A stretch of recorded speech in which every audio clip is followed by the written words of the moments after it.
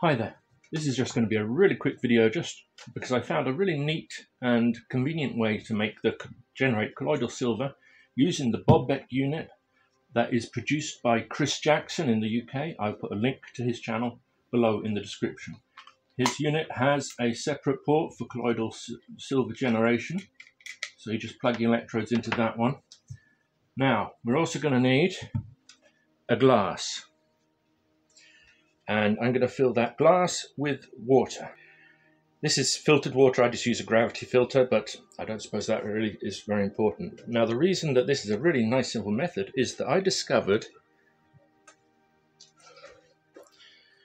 that these connectors, which you can get at any hardware store, car parts place, anything like that, I prefer this type, which does not have the plastic shielding on it, but the ones with the plastic on will work just as well.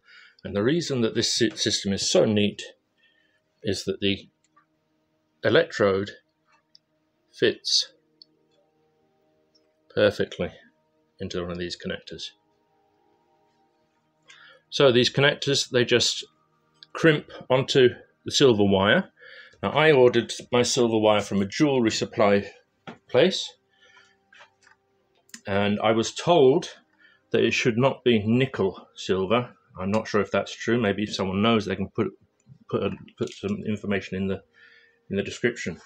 But I simply got the silver and using one of these, which is what you use for these things, crimped it onto the silver wire and bent the end over on the silver wire to make two electrodes.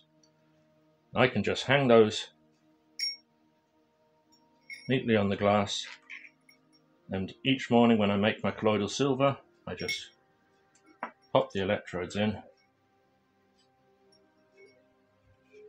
turn on the unit, and that's all there is to it. I will see if we can actually get close up enough so you can see the colloidal silver being generated.